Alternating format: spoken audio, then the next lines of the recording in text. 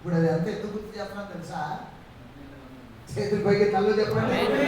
ఇప్పుడు అదంతా ఎందుకు గుర్తు చేస్తున్నానంటే, ఈ రోజు ప్రవక్త వర్తమానం అని చెప్పుకుంటున్నటువంటి ఇదిగో ఈ యొక్క వర్తమానం వచ్చినటువంటి వాళ్ళందరూ కూడా ఎక్కువ శాతము దీంట్లో 70% మంది అదిగో ఆ జంతువు శ్రోత అనే జంతువు ఎట్లా అవుతుందో అట్లా పోతున్నారు. హుషారు అనేది లేదు. దేవుని సంఘంలో కూర్చున్నప్పుడు ఆసక్తి అనేది లేదు. ఆమె చెప్పే విషయంలో ఆసక్తి లేదు. ప్రార్థన చేసే విషయంలో ఆసక్తి లేదు. యవనస్తుల కూడాలకు వచ్చే విషయంలో ఆసక్తి లేదు.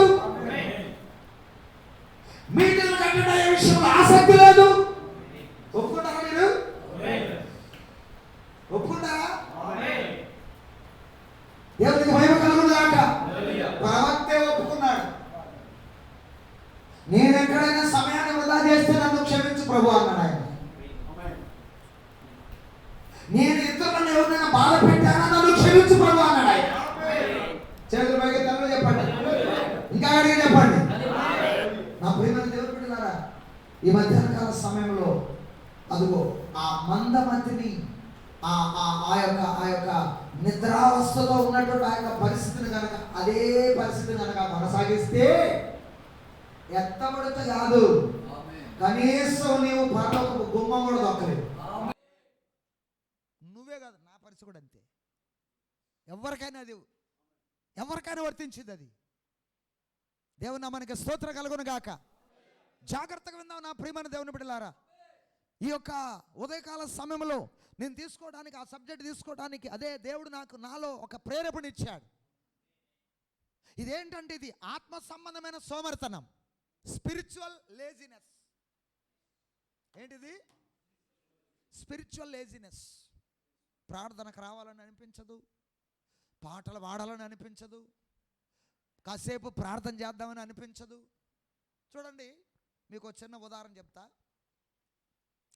ప్రకృతి సంబంధంగా ఈ శరీరానికి ఆకలి ఉండాలి, దప్పిక ఉండాలి, చురుకుదనం ఉండాలి. ఉండాలా? ఈ మూడు నశించిపోయినాయి అనుకో,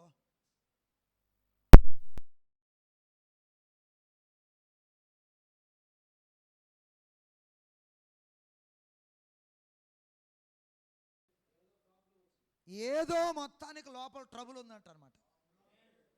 స్తోత్రం చెప్పండి.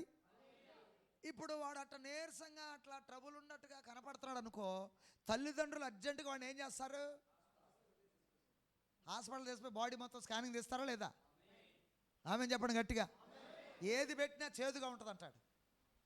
ఏది పెట్టినా నాకు వద్దు, చేదుగా ఉంటుంది. కొద్దిగా తినరా, కొద్దిగా తినమ్మా అంటే నాకు చేదుగా ఉంది. అంటే మొత్తానికి ఏదో ఇన్ఫెక్షన్ లోపల ఎంటర్ అయిందనమాట. చేతులు తల్లు చెప్పండి హల్లెలూయా. ఇప్పుడు ఆత్మీయంగా మనం దాన్ని పోల్చుకుందాం. ఆత్మీయంగా మనం చూసినట్లయితే చాలామందికి ప్రార్థన అంటే ఆసక్తి లేదు. వాక్యం వింటామంటే కొద్దిసేపు వింటారు, తర్వాత అది చేదైపోద్ది. ఎంత మంచి అద్భుతమైనటువంటి ఆ లోతైన విషయాలు చెప్పినా వాళ్ళకి ఆ వాక్యాలు ఎటువంటి అంటే చేదుగా వింటూ ఉంటాయి. అంటే ఇప్పుడు వాక్యం పట్ల ఆసక్తి లేదు, మరి ఆ యొక్క ఆత్మీయ దాహము లేదు, ఆ తర్వాత దేవుని కార్యాల పట్ల ఆసక్తి లేదు, దేవుని వాక్యం పట్ల ఆకలి దప్పులు నశించిపోయినాయి. అంటే ఆత్మీయముగా నువ్వు చచ్చిపోయినట్టే.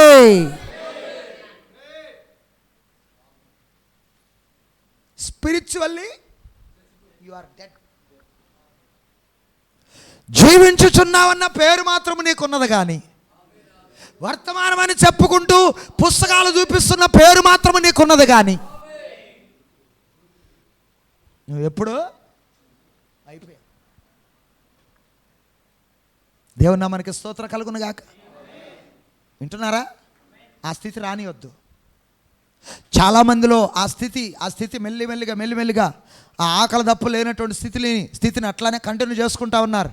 వాక్యం అంటే ఆసక్తి లేదు. కూటాలంటే ఏం కూటాలు, ఎక్కడ సార్ కూటాలు? కుదరదులేదు సార్, మాకు చాలా పనులు ఉన్నాయి, ఎన్నో పనులు ఉన్నాయి, మాకు ఎన్నో కార్యక్రమాలు ఉంటాయి ఎన్నో కార్యక్రమాలు. సైతం ఆ ధనవంతుడు కూడా ఎన్నో కార్యక్రమాలు ఉన్నాయి. నరకానికి పోయిన ధనవంతుడు కూడా క్షణం తీరికుండేది కాదు. వాడు ఎప్పుడు ఏదో కార్యక్రమంలో మునిగి తేలుతూ ఉండేవాడు. చివరికి ఎక్కడికి పోయాడు? దేవునికి స్తోత్ర కలుగును గాక. అప్పుడు ధనవంతుడు అక్కడికి వెళ్ళి కేకలేస్తున్నప్పుడు మరి అక్కడ ఆ పరదేశంలో ఉన్నటువంటి అబ్రహాం అంటున్నాడు, కుమారుడా, నీ జీవితకాలం అంతా నీకిష్టమైనట్టు సుఖం అనుభవించావు.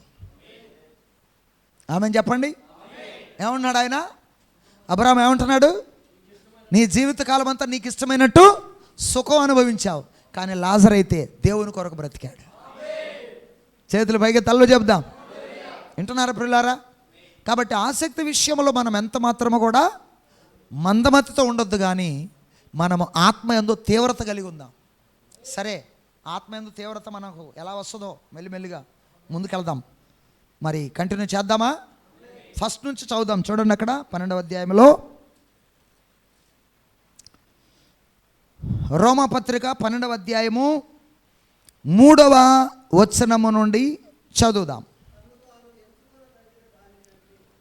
తన్ను తాను ఎంచుకొనదగిన దానికంటే ఎక్కువగా ఎంచుకొనక దేవుడు ఒక్కొక్కనికి విభజించి ఇచ్చిన,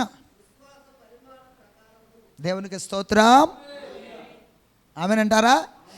దేవుడు ఒక్కొక్కనికి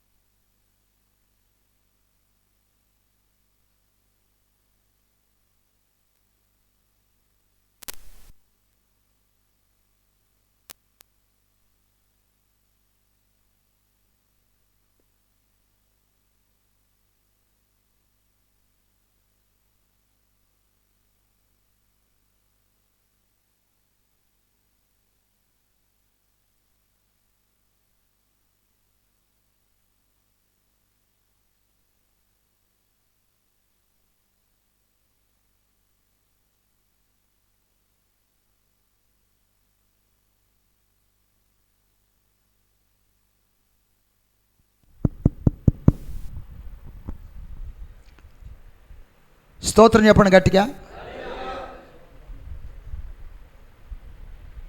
దేవుడు మనల్ని జగదుత్పత్తి వేయబడక మునిపే కొంచెం లోతులోకి తీసుకెళ్ళాలనుకుంటున్నా. వస్తారా నాతో పాటు? ఆమేన్. ఎందుకంటే ఇందాక పాస్టర్ గారు చెప్పాడు, యేసు పక్షమున వహించుట అనే వర్తమానంలో ప్రవక్త ఏమన్నాడు? యవనస్తులను సమకూర్చి అనేక లోతైన విషయాలు బోధించమని చెప్పాడా? హల్లెలూయా. మరి ఇప్పుడు అదేనా మనం చేస్తుంది? అలా చేసినప్పుడు, ఆ లోతైన విషయాలు బోధించినప్పుడు, ఆ నీళ్లు పోసినప్పుడు, ఏమండి, ఆ నీళ్లు కుమరించినప్పుడు ఆ విత్తనాల మీద వాటిలో నుండి ఏ ఏ రకాలైనటువంటి ఆ యొక్క మొక్కలు బయటకు వస్తాయో మనకు తెలియదు, కానీ మొత్తానికి జీవం ఉన్నటువంటి మొక్కలు అయితే ఖచ్చితంగా బయటకు వస్తాయి. జీవం ఉన్న విత్తనాలు అయితే ఖచ్చితంగా వాటిలో ఉన్న ఆ యొక్క బీజం అనేది పనిచేసి బయటకు వస్తుంది. చేతులు పైగా తలలో చెప్దాం. ఇప్పుడు జాగ్రత్తగా మీరు గమనించినట్లయితే పేజీకి సెంటర్లో గీత కొట్టుకోండి. ఇట్లా గీత కొట్టుకొని ఇక్కడ 2 రకాలైనటువంటి పాత్రల గురించి నేను రాయబోతున్నా. ఎవరికి స్తోత్ర కలుగును గాక. ఎన్ని రకాల పాత్రలు? 2 రకాల పాత్రలు. ఒకటి ఘనమైనటువంటి పాత్రలు,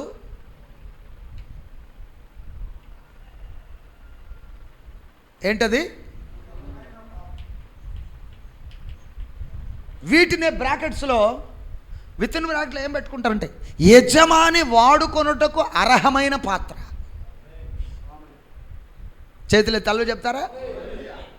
ఒకటేంటి? ఘనమైన పాత్ర, యజమాని వాడుకొనుటకు అర్హతతో కూడుకున్న పాత్ర. రెండవది ఘనహీనమైన పాత్ర. ఘనహీనమైన ఈ రెండు పాత్రలో ఎందుకు ఇక్కడ నేను పేర్లు రాస్తున్నానంటే, వీటిని బ్రాకెట్లో ఏం పెట్టుకుంటారో తెలుసా? నాశనమునకు సిద్ధపరచబడిన పాత్ర. నాశనమునకు సిద్ధపరచబడిన పాత్ర. ఈ రెండు పాత్రల గురించి నేను ఇక్కడ ఎందుకు రాస్తున్నానంటే, ఏమండి, ఇప్పుడు మన కిచెన్లో, వంటింట్లో చాలా రకాలైనటువంటి పాత్రలు ఉంటాయి. ఉంటాయా, ఉండవా? చాలా రకాలైనటువంటి పాత్రలు ఉన్నా అన్నీ ఒకే పనికి అవి ఉపయోగించబడవు. స్తోత్ర కలుగును గాక. గట్టిగా చేతులు తల్లు చెప్పండి. అన్నీ ఒకే రకమైన పనికి. సపోజ్ టీ తాగాలనుకో, ఇంతలావు గ్లాస్ తీసుకుని తాగుతావా? చిన్న గ్లాస్, అవునా కదా? మంచినీళ్ళు తాగాలంటే పెద్ద గ్లాస్ తీసుకుంటా. Praise the Lord. అన్నం వేసుకోవాలంటే కొంచెం వెడల్పు పళ్ళెం ఎక్కువ పెట్టుకోవాలి కాబట్టి. అదే టిఫిన్ పెట్టుకోవాలంటే టిఫిన్ పళ్ళెం ఒకటి ఉంటుంది చిన్నది, అవునా కదా? ఏదైనా పంచదార ఏదైనా వేసుకోవాలంటే చేయి పెట్టేట్టు వేసుకోవు, ఒక స్పూన్ ఉంటుంది, అవునా కదా? అన్నం వేసుకోవాలంటే మళ్ళీ స్పూన్ పనికిరాదు, మళ్ళీ అన్నం వేసుకోవడానికి ఒక గంటే. వింటున్నారా? అర్థమవుతుందా? పట్టుకున్నారా? క్యాచ్ చేస్తున్నారా? దేవునికి స్తోత్ర కలుగును గాక. ఆ తర్వాత చిన్న చిన్న మూతలు ఉంటాయి, చిన్న చిన్న గంటలు ఉంటాయి. ఇవన్నీ ఏంటాయి అంటే ఒక ఇంట్లో లోపల ఉపయోగపడే రకరకాలైన పాత్రలు, రకరకాలైన పనులను దృష్టిలో పెట్టుకొని రకరకాలైన పాత్రలు మనం ఎలాగైతే తయారు చేస్తున్నామో, పట్టుకోండి క్యాచ్ చేయండి, బాగా క్యాచ్ చేయాలి. ఇక ఉదాహరణ చెప్పగానే ఎమ్మంటే మీకు ఎక్కేసేయాలి. హల్లెలూయా. ఎమ్మట క్యాచ్ చేయాలి మీరు. రకరకాల పనులను దృష్టిలో పెట్టుకొని మనం ఎలాగైతే రకరకాల ఆ యొక్క పాత్రలను మనము డిజైన్ చేస్తున్నామో, జగత్తు పునాది వేయబడక మునిపే, లోక పునాదులు వేయబడక మునిపే ఆయన సృష్టిలో ఇదిగో ఆయన కూడా రకరకాల పనులను దృష్టిలో పెట్టుకొని ఆయన పిల్లలను రకరకాలుగా ఆయన సృష్టించాడు. రకరకాల పరిమాణాల చొప్పున రకరకాలైన పనుల నిమిత్తము ఆయన పిల్లలను నిర్మించాడు. పట్టుకున్నారా? స్తోత్రం చెప్పండి గట్టిగా. నిర్మించాడా? అయితే ఇప్పుడు వచ్చిన విషయం ఏంటంటే ఏ పాత్ర ఏ పని కోసం అనేది ఇప్పుడు మనకు తెలియదు. అది వచ్చిన ప్రాబ్లం. అయితే ఏ పాత్ర ఏ పనికి అనేది చెప్పాల్సింది ఎవరంటే తయారు చేసిన ఆయనే చెప్పాలా? ఆమె చెప్పండి గట్టిగా. తయారు చేసిన ఆయనే చెప్పాలి. ప్రతి ఒక్కరు ఏమనుకుంటారు తెలుసా? నేను కూడా సేవ చేస్తా కాదు. అక్కడ ఒక మాట మనం చదివాం, చదవండి, మళ్ళీ చదవండి 12వ అధ్యాయం 3వ వచనంలో, తన్ను తాను ఎంచుకొనదగిన దానికంటే, దేవునికి స్తోత్రం. అంటే మనల్ని తయారు చేసింది ఒక పని నిమిత్తం అయితే మనం ఏదైనా దానికంటే ఇంకేదో ఎక్కువ పని చేయాలని మనం అనుకుంటాం. అది నెరవేరుద్దా? ఇప్పుడు గ్లాస్ తయారు చేసింది దేనికి? నీళ్లు తాగటానికి కదా, అవునా కదా? దాన్ని టిఫిన్ టైపులో పాలకు తీసుకొని పోవాలని 1 లీటర్ పాలు తీసుకుని పడతాయి దాంట్లో. ఎందుకని? దాని పరిమాణము కొద్దిదే, దాన్ని వాడుకోవాల్సింది కొద్ది పనికే. స్తోత్ర కలుగును గాక. చూడండి, అక్కడ దేవుడు ఒక్కొక్కనికి విభజించి ఇచ్చిన విశ్వాస పరిమాణ ప్రకారము, ఆ మాట కోసం చదివిస్తున్నాను నేను. దేవుడు ఒక్కొక్కనికి విభజించి ఇచ్చిన విశ్వాస పరిమాణము, దేవునికి స్తోత్ర కలుగును గాక. అంటే ఒక్కొక్క పాత్రను ఆయన ఒక్కొక్క పని నిమిత్తం ఆయన నిర్మిస్తా ఉన్నాడు. ఆయన చేతుల పైకి తలలో చెప్పండి. ఆ పని నిమిత్తము ఆయన ఏ పని నిమిత్తము ఆ పాత్ర నిర్మించాడో ఆ యొక్క విధానాన్ని, ఆ క్రమాన్ని, ఆ యొక్క ఆ వరమును తెలియజేసేదే ఈ కాల వర్తమానం. దేవునికి స్తోత్రం కలుగును గాక. అందుకే ఇప్పుడు మనం ఏం చూడబోతున్నాం మనం మన యొక్క విశ్వాస పరిమాణం ఏంటో,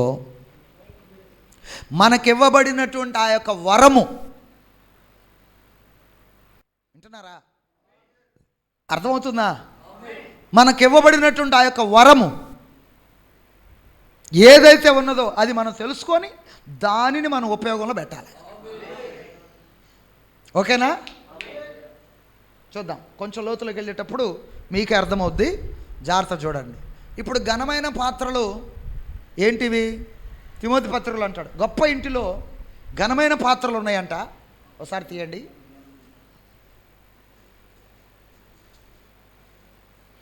రెండో తిమోతి పత్రిక 2వ అధ్యాయము 20వ వచనం నుండి చదువుదాం.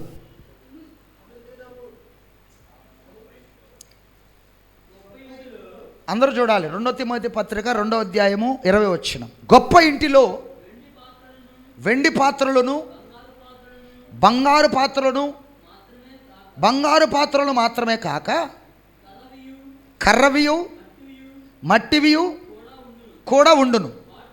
వాటిలో కొన్ని ఘనతకును కొన్ని ఘనహీనతకును వినియోగింపబడును. ఎవడైనను వీటిలో చేరక తన్ను తాను పవిత్రపరుచుకొనిన ఎడలా వాడు పరిశుద్ధపరచబడి యజమానుడు వాడుకొనుటకు అర్హమై ప్రతి సత్కార్యమునకు సిద్ధపరచబడి ఘనత నిమిత్తమైన పాత్ర అయి ఉండును. చేతుల పైగా తల్లు చెప్పండి. ఇంకా గట్టిగా చెబుదాం. గొప్ప ఇంటిలో చాలా ఘనమైన పాత్రలు ఉంటాయి, ఘనహీనమైన పాత్రలు ఉంటాయి. ఆ గొప్ప ఇల్లేదో కాదు, దేవుని కుటుంబం. చేతుల పైగా తల్లు చెప్పండి. ఆ గొప్ప ఇల్లేదో కాదు, దేవుని సృష్టి అయి ఉన్నది. ఆయన సృష్టిలో ఆయన గొప్ప తండ్రిగా ఉన్నాడు. ఆ గొప్ప తండ్రిగా ఉన్నటువంటి ఆయనకు ఇదిగో కొన్ని ఘనమైన పాత్రలు ఉన్నాయి, కొన్ని ఘనహీనమైన పాత్రలు ఉన్నాయి. ఎందుకు సార్ అన్నిటిని ఘనమైన పాత్రలుగా చేయొచ్చుగా? ఘనహీనమైన పాత్రలుగా ఎందుకు చేశాడు? కొన్నిటిని బయట వాడుకునే పాత్రలు ఉంటాయా లేవా? అవి ఘనహీనమైననా? ఇదెందుకు లోపల తెస్తుంది, అక్కడ పెట్టి బయట. ప్రైజలా, ఈ పాత్ర లోపల తేకూడదమ్మా, ఇది బయట వాడుకునేది. స్తోత్రం చెప్పండి గట్టిగా. క్యాచ్ చేస్తున్నారా? క్రీస్తుకు వెలుపల ఉన్న వాళ్ళన్నీ ఘనహీనమైన పాత్రలు. అందుకే వాళ్ళు దౌర్భాగ్య పనులు చేస్తుంటారు. ఎందుకంటే ఆ పాత్ర దౌర్భాగ్య పని చేయడానికి సృష్టించబడ్డది. చేతుల పైగా తల్లో చెప్పండి. క్రీస్తుకు లోపట ఉన్న వాళ్ళు ఘనమైన పాత్రలై ఉన్నారు. ఎందుకంటే ఆ పాత్ర పరిశుద్ధమైన పాత్ర. ఆ పాత్ర ఆయన రక్తము ద్వారా కడగబడుతున్న పాత్ర. ఆ పాత్ర దేవుని మహిమ కొరకు నియమించబడిన పాత్ర. దేవుని నామానికి స్తోత్రం కలుగును గాక. ఇప్పుడు నేను అనుకుంటున్నాను, ఇక్కడ మనం అంతా ఘనమైనటువంటి పాత్రలుగా సృష్టించబడ్డామని. వీటికి ఎందుకు వచ్చింది సార్ ఘనత? వీటికి ఎందుకు వచ్చింది సార్ ఘనత? వీటిని ఆయన రక్తముతో శుద్ధీకరిస్తున్నాడు. ఈ పాత్రలన్నిటి దేంతో? అందుకే పాత నిబంధనలు దానికి మాదిరిగా పెట్టాడు. తెలుసుగా మీకు? పాత నిబంధనలో మందిరములో వాడే పాత్రలన్నిటి మీద మోషే రక్తమును ప్రోక్షించాలి. ఎందుకు? సేవా పాత్రలన్నీ కూడా రక్తము చేత శుద్ధి చేయబడాలి. చేతులు పైగా తల్లు చెప్పండి. సేవా పాత్రలన్నీ కూడా దేంతో శుద్ధి చేయబడాలి? ఒకసారి తెస్తారు, అది కూడా హెబ్రీ పత్రిక తీయండి.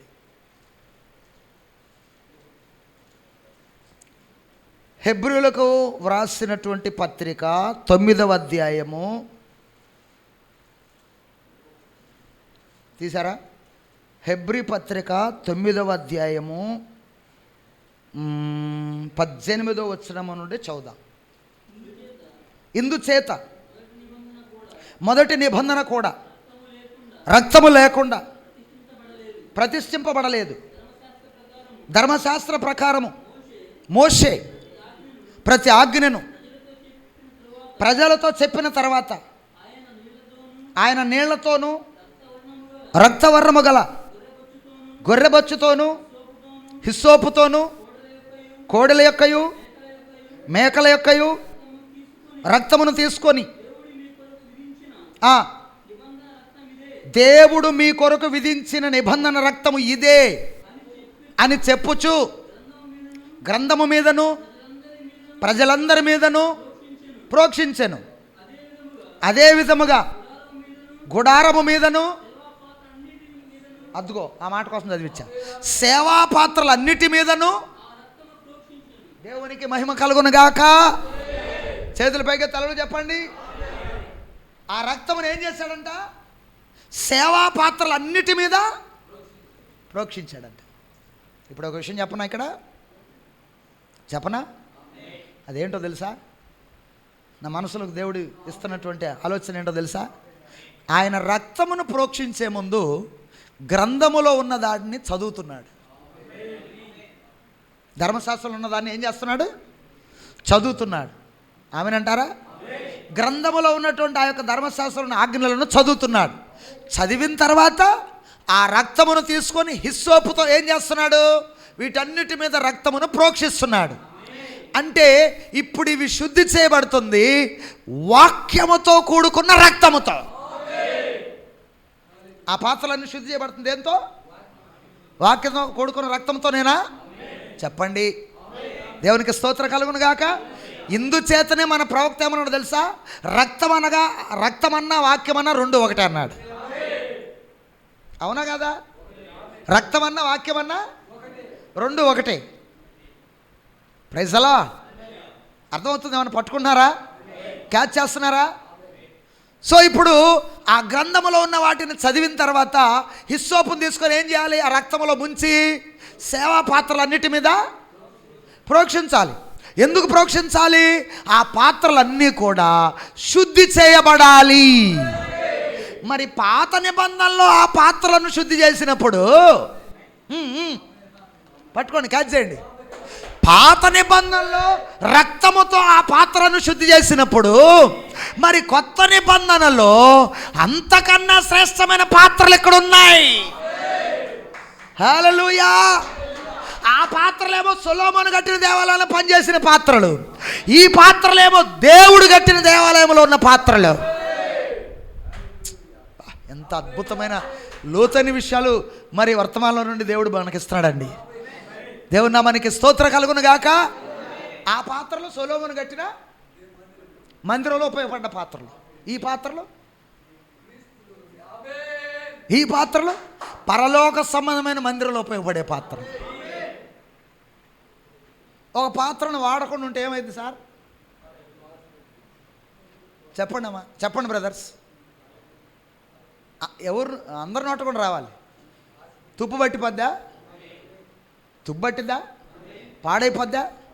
మరి నీలో ఉన్నటువంటి ఆ వరమును తలాంతును కూడా వాడకుండా ఉంటే నువ్వు కూడా తుప్పుపట్టి.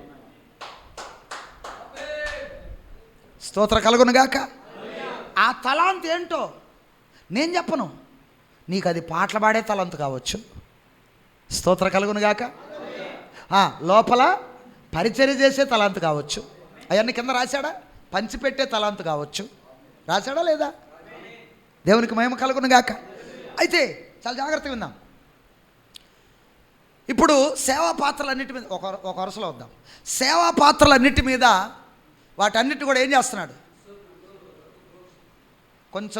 కొంచెంగా ప్రోక్షిస్తున్నాడు. ప్రోక్షించినప్పుడు ఆటోమేటిక్గా అవి ఏమవుతున్నాయి? శుద్ధి చేయబడుతున్నాయి. ఆమేనంటారా? ఆటోమేటిక్గా అవి ఏమవుతున్నాయి అంటే ఇప్పుడు వాడబడాలంటే ముందు శుద్ధి చేయబడాలి. అందుకే స్త్రీలు పొద్దున్నే శుద్ధీకరణ కార్యక్రమం పెడతారు. పాత్రలన్నీ సింకులు వేసి ఏం చేస్తుంటారు? ఇటు అటు ఎల్లికలు వేసి అట్టేసి ఇట్టేసి మొత్తం దాన్ని దుమ్ముగా తోమి అవతల పడేస్తారు.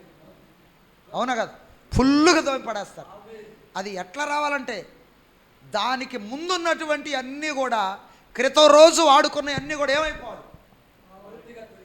పూర్తిగా తొలగిపోవాలా లేదా? ఆమె చెప్పండి గట్టిగా. అంటే దానిని సంపూర్ణముగా శుద్ధి చేయకుండా ఎట్టి పరిస్థితుల్లో కూడా దానిని మరొక పని నిమిత్తం వాడలేం. చేతుల పైగా తలలో చెప్పండి. ఇప్పుడు నీలో ఉన్న పాత పద్ధతులు, పాత అలవాట్లు, చేతుల తలలో చెప్తారా? పాత పద్ధతులు, పాత అలవాట్లు, పాత పాత ఆలోచనలు అవన్నీ కూడా రక్తము చేత శుద్ధి చేయబడకుండా ఎట్టి పరిస్థితుల్లో కూడా నీవు దేవుని కొరకు వాడబడలేవు. ఈరోజు చాలామంది జీవితంలో, యవనస్తుల జీవితంలో వచ్చిన సమస్య ఏంటంటే వాళ్ళ పాత జీవితంలో నేర్చుకున్న ఇంకా తొలగిపోలేదు కాబట్టి, వాళ్ళ పాత జీవితంలో ఇంకా కొన్ని లోపాలు వాళ్ళ జీవితంలో ఉన్నాయి కాబట్టి దేవుని పని కొరకు వాళ్ళు ఉపయోగపడలేదు.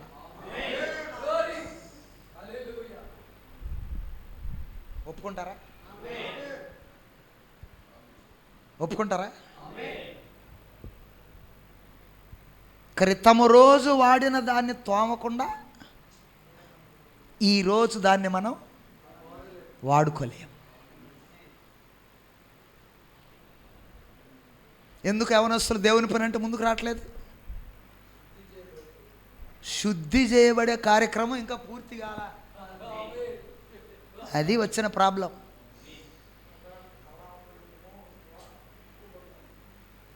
చేతుల పైకి తల్లో చెప్పండి. ఎందుకు ఈరోజు యవనస్తులు దేవుని పని కంటే ముందుకు రావట్లేదు చెప్పండి? ఎందుకు ముందుకు రావట్లేదు? చెప్పట్లా, సైలెంట్గా ఉన్నారు. చెప్పండి. ఈ వాక్యం చెప్పా కదా ముందే, మిమ్మల్ని మొత్తాన్ని స్కానింగ్ తీస్తుందని. స్కానింగ్ రిపోర్ట్లు బయటకు వస్తుంటే ఎట్టుంటుంది మరి? బయటకు వచ్చాను బిక్కు మాట చూస్తుంది. ఎట్టొచ్చుద్దో స్కానింగ్ రిపోర్టు? అమ్మో ఎట్టొచ్చుద్దో స్కానింగ్ రిపోర్టు? ఆమెనంటారా? ఏమన్నా లోపల గడ్డ ఉందని వచ్చిద్దో, లేకపోతే పాయిజన్ ఉందని వచ్చిద్దో, లేకపోతే నా తేడా ఉందని వచ్చిద్దో అని వాడు బయట కూర్చొని బెంచ్ మీద ఏం చేస్తుంటాడు? రిపోర్ట్ కోసం సంతోషంగా ఉంటాడా? ఏంది దిగులు. అట్టనే కొంతమంది రిపోర్ట్లు బయటకు వస్తుంటే దిగులుగా చూస్తున్నారు. చూడలేదుగా ఎవరట? ఆమె చెప్పండి గట్టిగా. దేవుని మనకి స్తోత్ర కలుగును గాక. నా ప్రియమైన దేవుని బిడ్డలారా, ఎందుకు ఈ విషయాలు చెప్తున్నానంటే ఈరోజు కడగబడకుండా, ఈరోజు ఆ పాత్రలన్నీ కూడా శుద్ధి చేయబడకుండా మరి ఆ యొక్క పాత్రలు వాడబడటానికి వీలవట్లా. ఇవి ఏం పాత్రలరా సార్? ఘనమైన పాత్రలే, దేవుడు ఎన్నుకున్న పాత్రలే. స్తోత్ర కలుగును గాక. గొర్రెపిల్ల జీవ గ్రంథంలో పేరు రాయబడిన పాత్రలే. ఈ పాత్రల గురించి నేను మాట్లాడట్లా, టైం వేస్ట్ తప్ప ఏమీ లేదు. స్తోత్ర కలుగును గాక. ఏ పాత్రలు? ఘనహీనమైన పాత్రలు. దేనికి? ఒకరోజు కర్ర తీసుకుని ఆ పాత్రలు ఏం చేస్తాడా? పగలగొడతాడా? చెప్పండి. పగలగొట్టేస్తాడా? ఫరోతో వాక్యం ఏం చెప్తుంది? నిన్ను నేను నా మహిమ నిమిత్తమే నియమించుకున్నా, నాకు భూమి మీద ఘనత రావడానికి నిన్ను నియమించా. నువ్వు అట్లా తిరుగుబాటు చేయాలి, ఒకరోజు నేను చేతులు పైకి తల్లు చెప్పాలి. సో వీళ్ళందరూ ఎవరండి? ఘనహీనమైన పాత్రలు. తెలుసుగా మీకు? ఈ పాత్రలను ఏమని పిలుస్తారు? సర్పసంతానం. వీటితో మనకొద్దు, టైం వేస్ట్ తప్ప.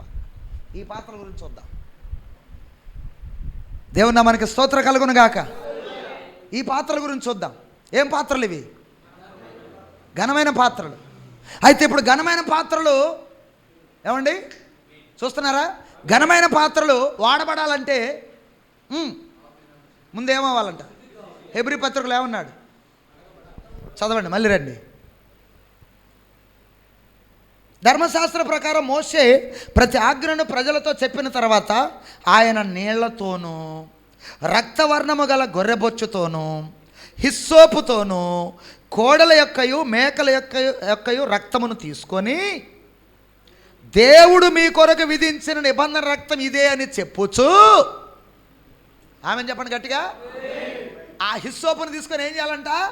దేవుడు మీ కొరకు విధించిన నిబంధన రక్తము ఇదే అని చెప్పుచు. ఆ మాట అక్కడ వాడాలా. హల్లెలూయా. మరి ఇప్పుడు ఈ కాలానికి పంపబడిన ప్రవక్త కూడా ఆయన ఏం చెబుతున్నాడంటే, ఈ కాలానికి పంపబడిన వర్తమానమే మనకు నియమించబడిన నిబంధన రక్తము. గట్టిగా చప్పట్లు కొడదాం. ప్రవక్త అదేనే చెప్పింది, అక్కడ మోషే అదే చెప్పింది. మోషేలో ఉన్న లక్షణాలు మన ప్రవక్తలు ఉన్నాయా? ఉన్నాయా?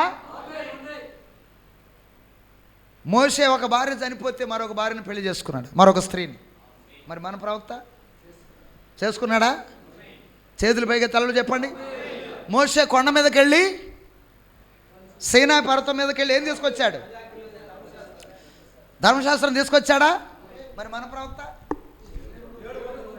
మీరే చెప్పాలి, ఇక నేను చెప్పను. స్తోత్ర కలుగును గాక. 7 ముద్రల పుస్తకం తీసుకొచ్చాడా? ఎక్కడికి వెళ్ళి? సూర్యాస్తమయ కొండ మీదకి వెళ్ళి. అందుకే పర్వతాల మీద నుంచే మనకేమొస్తుంది? వాక్యం వస్తుంది. ఇందుచేతనే యెషయా ప్రవక్త రాశాడు, పర్వతముల మీద దేవుని వాక్యమును ప్రకటించే వారి పాదములు ఎంతో సుందరమైనవి. హల్లెలూయా. నేను ఆ మాట చదువుకొని అనుకునేవాడిని, జనం ఉండేది కింద కదా, పర్వతాల మీద ఎందుకుంటారు అనుకునేవాడిని. ఆమేన్. జనం పర్వతాల మీద ఉంటారండి. పర్వతాల మీద ఏముంటాయి? వన్యమృగాలు, చెట్లు, పొట్లు, గొట్టలు ఉంటాయి. అక్కడెందుకు ప్రకటిస్తారు వీళ్ళు వెళ్ళి అనుకునేవాడిని. కానీ ప్రవక్త వచ్చిన తర్వాత మనకేమర్థమైందంటే, అసలు వాక్యం వచ్చేదే పర్వతం మీద నుండి. ఎందుకని? ఎత్తైన స్థలములో ఉన్న దేవుడు ఉన్నతమైన స్థలాలకే దిగొస్తాడు. అవునా కదా? ఆ ఉన్నతమైన స్థలంలో నుండే వాక్యం బయటికి రావాలా, అక్కడి నుంచే ఆయన వర్తమానం పట్టుకొని రావాలా. హల్లెలూయా. సరే సరే వచ్చేద్దాం, జాగ్రత్తగా ఇద్దాం. ఇప్పుడు మోషే వాళ్ళకి ఆ మాట చెప్తున్నాడు, ఏమని? దేవుడు మీ కొరకు నియమించిన నిబంధన రక్తము ఇదే అని చెబుతూ ఆ రక్తమును ఏం చేస్తున్నాడు? సేవా పాత్రల మీద ప్రోక్షిస్తున్నాడు. చేతులు తల్లు చెప్తారా? అర్థమవుతుందా? ఇప్పుడు ఈ కాలానికి పంపబడిన మోషే, హల్లెలూయా, ఇప్పుడు ఆయన ఏం చెప్తున్నాడంటే, ఇప్పటి వరకు డినామినేషన్లు మీరు అసలు రక్తం కిందనే లేరు, ఇప్పుడు మీరు ఆ డినామినేషన్ విడిచిపెట్టి లోపలికి రండి. ఇక్కడ ఏముందయ్యా అంటే, ఆయన మీ కొరకు నియమించిన నిబంధన రక్తం ఉంది. హల్లెలూయా. ఆ నిబంధన రక్తం ఏదో కాదు, ఈ కాలపు వర్తమానమై ఉన్నది. ఈ కాలపు వర్తమానమును పట్టుకొని ఆయన ప్రపంచమంతటా 7 సార్లు తిరిగాడంటే, ఎందుకు 7 సార్లు తిరిగాడంటే, 7 సార్లు సేవా పాత్రల మీద కొమ్మరించటానికి. దేవుని నామానికి స్తోత్రం. ఎన్నిసార్లు? లోపలికి పోయి ప్రధాన యాజకుడు లోపలికి పోయి పాత్రల మీద ఎన్నిసార్లు ప్రోక్షించాలా? కరెక్ట్ మ్యాచ్ అయిందా? అది దేవుని వాక్యం, మ్యాచ్ అవ్వకుండా ఎట్టుంటుంది? దేవునికి స్తోత్ర కలుగును గాక. ప్రవక్త ఎన్నిసార్లు తిరిగాడు? ఎందుకు 7 సార్లు తిరిగాడు? ఆమేన్. పట్టుకున్నారా?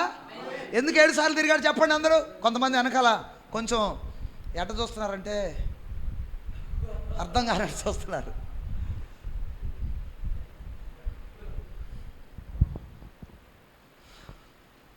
అర్థమవుతుంది ఏమన్నా?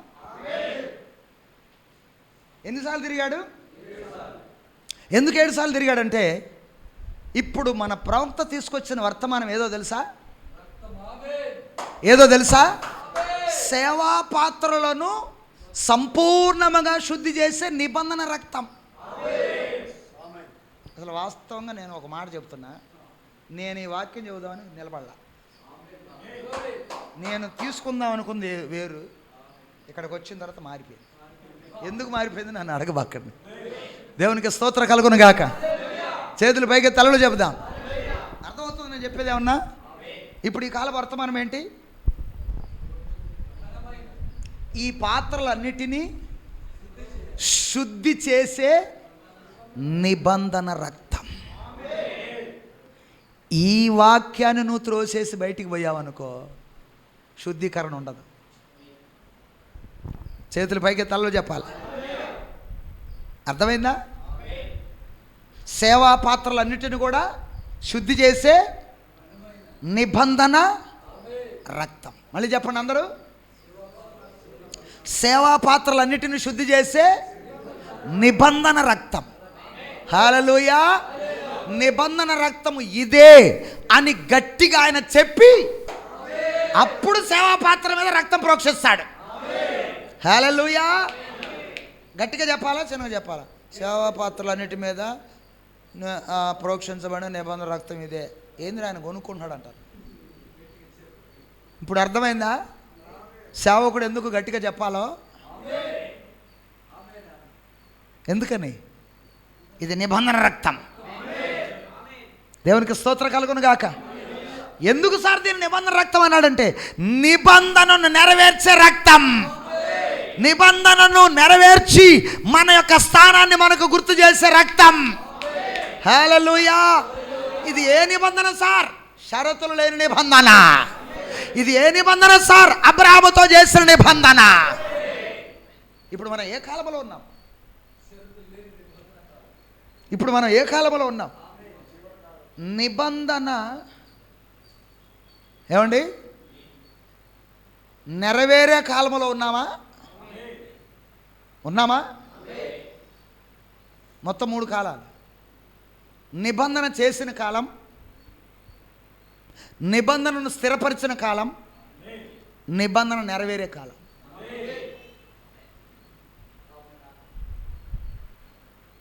ఏమిటి చెప్పండి? నిబంధన చేసిన కాలం అబ్రహాము కాలం. తెలుసు మీకు అందరికీ. అబ్రహాం గాఢ నిద్రలో కూర్చున్నప్పుడు 5 రకాలైనటువంటి జంతువులను తీసుకొచ్చాడా? 3 ఏళ్ల పెయ్యను, 3 ఏళ్ల మేకను, మొత్తం 5 తీసుకొచ్చాడు. అక్కడికి తీసుకొచ్చాడా? అక్కడ నిబంధన చేశాడా? ఎవరు చేయడానికి వచ్చింది అక్కడికి? దేవుడే దిగొచ్చాడు. ఆ ఖండముల మధ్య నడుచుకుంటూ పోయాడా? మరి అక్కడ నిబంధన చేశాడా? ఆ నిబంధన చేసిన తర్వాత దాన్ని స్థిరపరిచింది ఎక్కడంటే మన ప్రవక్త అంటున్నాడు కలువరిలో స్థిరపరిచాడంట. స్తోత్ర కలుగును గాక. ఎక్కడ స్థిరపరిచిన తర్వాత ఏం చేయాలి? ఇక దాన్ని నెరవేర్చాలి. ఇప్పుడు చూడండి, చట్టాన్ని ముందు ఫస్ట్ తయారు చేస్తారు. ఎక్కడ? ఇదేంది? ఇది సెక్రటేరియట్. అదే మంత్రులు అందరూ కూర్చుంటారు కదా, ఛార్జీలు పెంచాలనుకున్నారు. Assembly, correct. అసెంబ్లీలో ఏం చేస్తారు? ముందు చట్టాన్ని తయారు చేస్తారు. తయారు చేసిన తర్వాత దాన్ని స్థిరపరచడానికి గవర్నర్ దగ్గరకు పోతుంది. గవర్నర్ ఏం చేస్తాడు? సంతకం పెట్టి, అంటే అదేమవుతుంది? Confirmation of the G O, government order, ప్రభుత్వ ఉత్తర్వులు. కన్ఫర్మేషన్ అవుతుందా? కన్ఫర్మేషన్ అయిన తర్వాత దాన్ని ఆర్టీసీకి పంపుతాడు. ఆర్టీసీ అధికారులు తీసుకొని ఏం చేస్తారు? ఇక మిషన్లో మొత్తం మార్చేస్తారు. ఇక ఏమని? సత్రంపల్లి నుంచి గుంటూరుకి 50 రూపాయలు, ఇదివరకు 35. వింటున్నారా? అంటే అదేంటి? అది నెరవేర్పు. మొత్తం ఎన్ని స్టెప్పులు చెప్పండి? దేవునికి స్తోత్రం కలుగును గాక. First making of the covenant, confirmation of the covenant, execution of the covenant. స్తోత్ర కలుగును గాక. నిబంధనను చేయటము, నిబంధనను స్థిరపరచటము,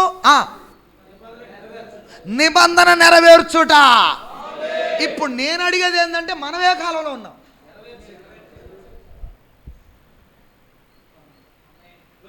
ప్రైజ్ గాడ్. చేతుల పైకి తలలో చెప్పండి. ఇప్పుడు మనం ఏ కాలంలో ఉన్నామంటే నిబంధన స్థిరపరచబడిన కాలంలో కాదు, ఇక నిబంధన నెరవేరే కాలంలో ఉన్నాము.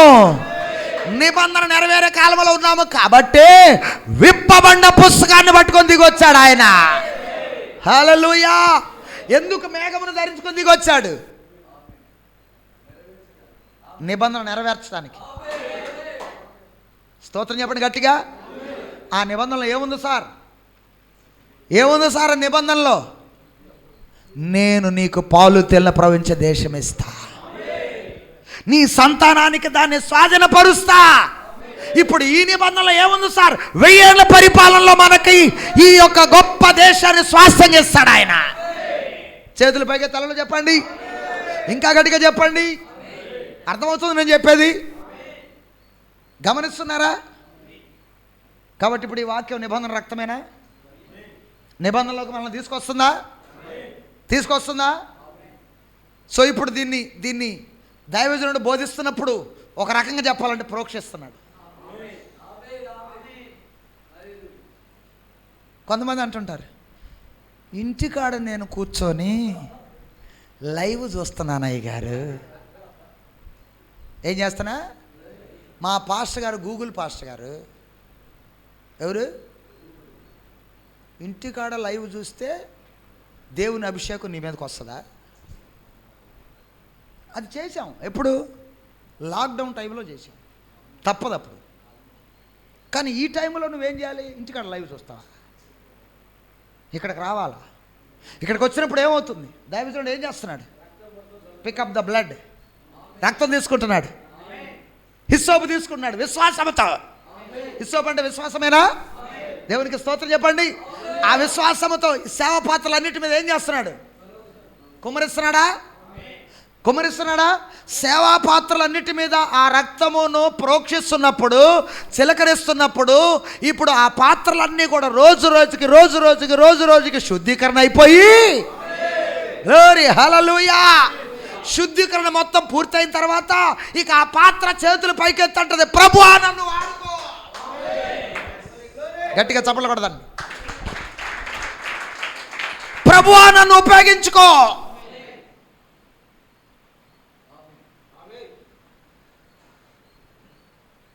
ఇప్పుడు నువ్వు ఎందుకు నన్ను ఉపయోగించుకొని ప్రార్థన చేయట్లేదో తెలుసా? నీకు ఇంకా శుద్ధీకరణ జరగల. ఖచ్చితం.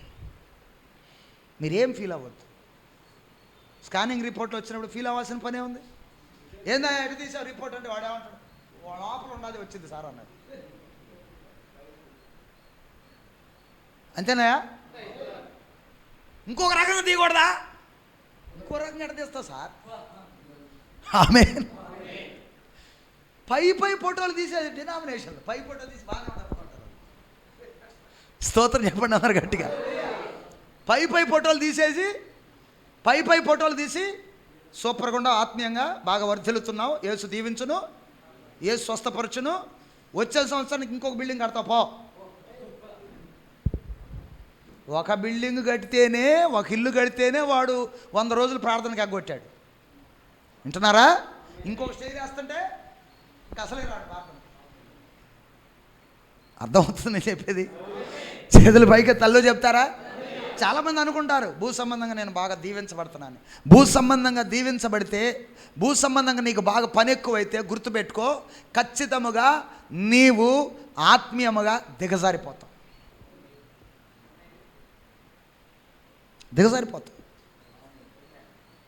ఖచ్చితం. అది దిగజారిపోవటం 100% ఖాయం. అందుకే అవసరమైన దానికంటే ఎక్కువగా కష్టపడబాక. లోకములో హల్లెలూయా, అవసరమైన దానికంటే ఎక్కువగా కష్టపడొద్దు. మరి కష్టమంతా ఎక్కువగా ఎక్కడ కష్టపడాలా? దేవుని పనిలో. చేతుల పైకి తల్లు చెప్తారా? ఎక్కడండి? దేవుని పనిలోనేనా? మరి దేవుని పనిలో అసలు నువ్వు కష్టపడాలంటే, దేవుని పనిలో నువ్వు వాడబడాలంటే ముందు శుద్ధి చేయబడాలిగా. ఎందుకు చాలామంది ఈరోజు దేవుని పని అంటే పాస్టర్ గారు కోటాలా? ఎక్కడా? అయినా వర్షాలు పడుతుంది, ఇప్పుడేం కోటాలి సార్? ఎందుకు ఈ వ్యక్తి ఈ రకంగా వంకలు చెప్తున్నాడు?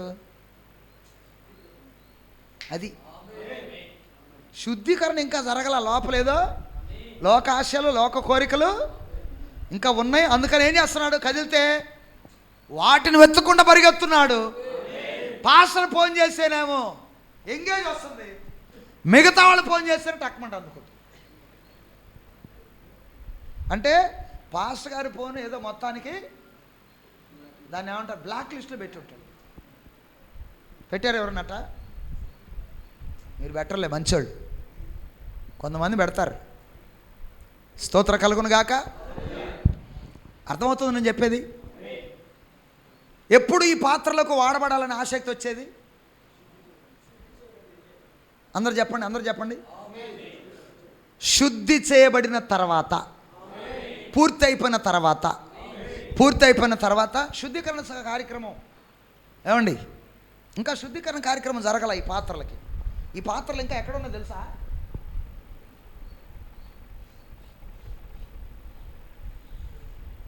త్రీ స్టెప్స్ కలిగినటువంటి ఒక బేస్ మీకు గీస్తున్నాయి. ఫస్ట్ మారు మనసు, పాప క్షమాపణ. ఫస్ట్ మారు మనసు. రెండవది పాప క్షమాపణ నిమిత్తము యేసుక్రీస్తు నామములో బాప్తిసం. మూడోది పరిశుద్ధాత్మ అగ్ని బాప్తిసం. ఇప్పుడు ఎక్కువ శాతం వర్తమానంలో 90% ఆఫ్ ది 90% ప్రజలు ఎక్కడున్నారు తెలుసా? ఇక్కడున్నారు, ఇక్కడే ఉన్నారు. ఏం సార్, మేము పాపక్షమాపణ యేసుక్రీస్తు బాప్తిసం తీసేసుకున్నాం కదా సార్.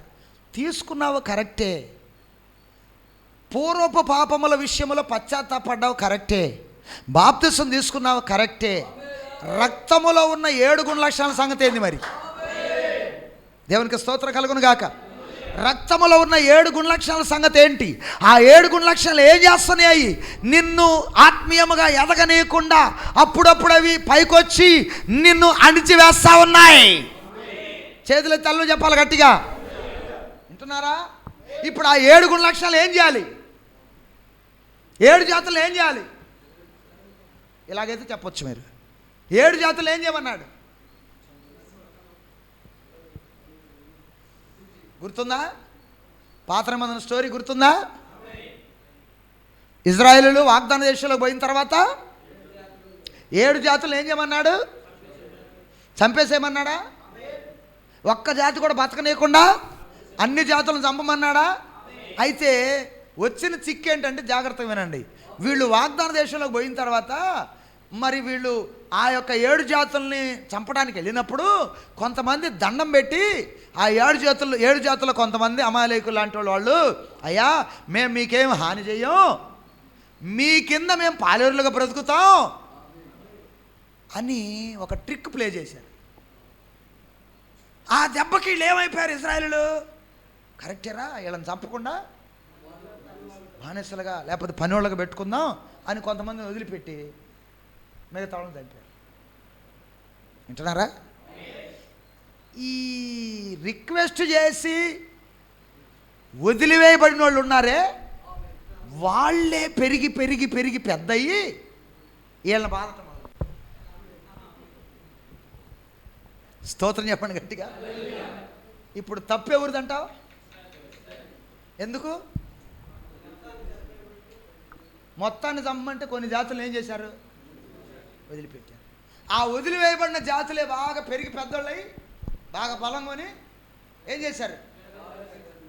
పెట్ట వీళ్ళని కొట్టి వీళ్ళ యొక్క ఏమంటారు, వాళ్ళు నాటిన ద్రాక్ష తోటలు, వాళ్ళు నాటినటువంటి గోధుమ తోటలు మొత్తం కోసుకోవటం, కుప్ప నూరుసుకోవటం, ఎత్తుకొని గోతాల్లో వెళ్ళిపోవటం. కష్టమేమో వాళ్ళదే, ఫలింపేమో వీళ్ళది. అప్పుడు నెత్తి నోరు కొట్టుకుంటుంటే దేవుడు అన్నాడు, స్టార్టింగ్లో నేను చెప్పింది అందుకేరా నాయన. చేతులు ఎత్తల్లో చెప్పండి, గట్టిగా చెప్పండి. ప్రారంభంలో నేను చెప్పిన మాట మీరు త్రోసేశారు. దేవుడి కంటే ఎక్కువ తెలివితేటలుంటాయి మనకి. ఆయన కంటే మనం జ్ఞానులమా? ఆయన భవిష్యత్తును ఎరిగిన దేవుడు ఆయన. ఆయన భవిష్యత్తు జ్ఞానమును దృష్టిలో పెట్టుకొని చెప్పాడు, 7 జాతుల్లో ఒక్క జాతిని కూడా బతకనియొద్దు. చేతుల పైగా తలలు చెప్పండి. ఈరోజు మన రక్తములో కూడా ఇదిగో 7 జాతుల్లో కొన్నిటిని చంపేశాం, కొన్ని బతికేవండి, కొన్ని ఏమండి రిక్వెస్ట్ చేస్తున్నాయి. మేమేం అపకారం చేయం. వాటిలో రిక్వెస్ట్ చేసేది తెలుసా? సోమరితనం అనే జాతి. అది రిక్వెస్ట్ చేస్తుంది, నన్ను కాసేపు నిద్రపోని లేవకుండా. ఆమెను చెప్పండి. ఏం చేస్తుంది అది? రిక్వెస్ట్ చేస్తుందా లేదా? రిక్వెస్ట్ సార్, రోజు లేపుతున్నావు కదా 5 గంటలకి, ఈరోజు మాత్రం స్వాతంత్ర దినోత్సవం అంట, అందుకని నేను 7 గంటలకు నిద్రపోతా. రిక్వెస్ట్ చేసిన వాళ్ళే మేకై కూర్చుంటారు. అర్థమవుతుందా? మనలో ఉన్న 7 జాతులను ఏం చేయాలి? 7 జాతులను ఏం చేయాలి? చంపేయాలా? పూర్తిగా చంపేస్తేనే ఈ మెట్టు నుండి ఆ మెట్టుకి ఎక్కేది. నువ్వు చేతులు తల్లు చెప్పండి. పూర్తిగా మనము చంపేస్తేనే మనకు అద్భుతమైనటువంటి రీతిలో మన ఈ పాత్రలు ప్రభు కొరకు ఉపయోగపడేది. హల్లెలూయా. పూర్తిగా తోమేస్తేనే మళ్ళీ వాటిలో క్రొత్త రకాలైనటువంటి ఆ యొక్క పదార్థాలు నింపేది. ఒకవేళ పూర్తిగా పోయబడలేదనుకో, నువ్వు ఒకవేళ కొత్త పాత్రలో ఆ పాత్రలో ఏదైనా పావులో ఏదైనా పోసావనుకో, పూర్తిగా క్లీన్ చేయకుండా, చెప్పండి ఏమైతే పాడైపోతాయా? ఎందుకని? ఆ పులిసిని పిండి లేకపోతే ఆ పాతది అయిపోయినటువంటి చెడిపోయినటువంటి ఆ యొక్క మలినాలు పోసిన పాత్రలో పోసినటువంటి ఆ యొక్క పాలన్నిటిని చెప్పండి పాడు చేస్తుందా? చేతుల పైగా తలలు చెప్పండి. అలాగే ఇప్పుడు మనము కూడా శుద్ధీకరణ సంపూర్ణముగా జరిగితే, హల్లెలూయా, అప్పుడు నిన్ను దేవుడు ఏం చేస్తాడంటే పరిశుద్ధాత్మ అనేటువంటి గొప్ప ఉన్నతమైనటువంటి ఆ యొక్క ద్రాక్షరసముతో నింపి, హల్లెలూయా, పరిశుద్ధాత్మ ద్రాక్షరసముతో నిన్ను నింపి అప్పుడు నిన్ను ఉత్తేజభరితముగా వాడుకుంటాడేక. చేతుల పైగా తలలు చెప్పాలి. పరిశుద్ధాత్మ చేత నువ్వు నింపబడకుండా నువ్వు దేవుని కోసం వాడబడలేవు. ఈరోజు చాలామంది వచ్చిన చిక్కు అదే. ఎక్కడ ఆగిపోయారు వీళ్ళు? ఎక్కడ ఆగిపోయారు చెప్పాలి. మరి ఇక్కడ ఆగిపోతే ఇది ప్రోక్షించబడుద్దా? ఈ పాత్రలను ఎందుకు వాడబడకుండా అట్లనే మిగిలిపోయింది? దుమ్ము కొట్టుకోనండి కొన్ని పాత్రలు. కొన్ని పాత్రలు ఏమైపోయినాయి? అలమారలో ఊరక షోకు మాత్రం కనపడుతున్నాయి కొన్ని పాత్రలు. వినుటకు చెవులు గలవాడు వినును కాదు. అర్థం కాలేదా? దాని వివరం కూడా చెప్తాయినండి. స్తోత్ర కలుగును గాక. చర్చిలో ఊరక మెంబర్షిప్ కోసం, చర్చిలో జనం బాగా కనబట్ట కోసం వస్తున్నావేమో, దుమ్ము కొట్టుకొని ఉన్నావు, జాగ్రత్త. హల్లెలూయా. దుమ్ము కొట్టుకొని ఆ దుమ్మంతా తీసేయబడాలంటే ప్రతిరోజు నువ్వు ప్రార్థనలో ప్రభువా నన్ను ఉపయోగించుకో, ప్రభువా నా మీదకి నీ యొక్క అద్భుతమైన కృపను తీసుకురా. ఆ కృప మంచు వల్ల నీ మీదకి వచ్చి ఆ దుమ్మునంతా కూడా క్లీన్ చేసి అప్పుడు నిన్ను యజమాని వాడుకోవడానికి అర్హమైన పాత్రగా తయారు చేస్తుంది. కానీ కొన్ని పాత్రలు ఏం చేస్తున్నాయి? Sitting Idol. ఐడల్ అంటే ఏంది? మళ్ళీ ఎప్పుడు కనపడేది? ఆదివారం కిచెన్లోకి అడుగు పెట్టుకుని మళ్ళీ కనపడతాయి. ఏం వాడుకునేది ఏం లేదు. వరుసగా గ్లాసులు వరుసగా బోర్లెట్ చూస్తారా? వాటిని మళ్ళీ ఎప్పుడు డిసెంబర్ 31 ఇప్పుడు తీస్తారులే. 24 గంటలు మొత్తం బోర్లెట్ చూసుకోవటానికి తప్ప,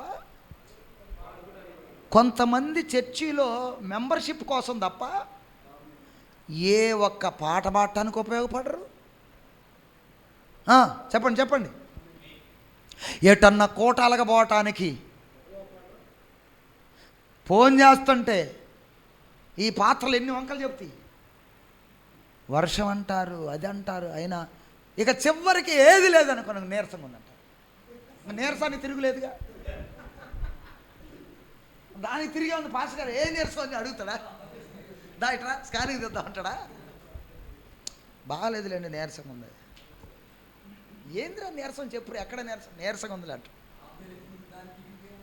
తిరుగులేదే కదా, దానికి తిరుగులేనటువంటి ఇది అనమాట. అది అట్ట తయారైన కొన్ని పాత్రలు. ఏమండి? స్తోత్రం చెప్పండి గట్టిగా. నీరసంగా ఉందని నువ్వు చెప్పొద్దు. నీరసంతోనే రా, కూర్చో ప్రభు సన్నిధిలో. దేవునికి మహిమ కలుగును గాక. ప్రవక్త చర్చిలోకి, ప్రవక్త కోటాల్లోనికి ఒక ఆమె చాలా వేదనతోనే వచ్చింది, జబ్బుతోనే వచ్చింది.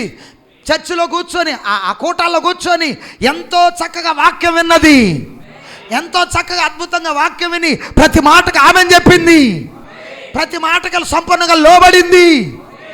అక్కడ వరుసలోకి వచ్చి ప్రార్థన చేయించుకోక మునిపే స్వస్థత వచ్చేసి. కారణం దేవుని ఆత్మ అభిషేకం ఆమెను తాకింది. ప్రార్థన కార్డు తీసుకొని వరుసలోకి వచ్చి నిలబడి ప్రార్థన చేయండి పాస్టర్ గారు అనలే. నేను అదే అంటున్నా, నీరసంగా ఉందని చెప్పావా, నీరసంతోనే రా. మంచం మీద పడుకొని గ్లూకోజ్ బాటిల్ ఎక్కిస్తే తప్ప దానికి మినహాయింపు ఉంది. పో,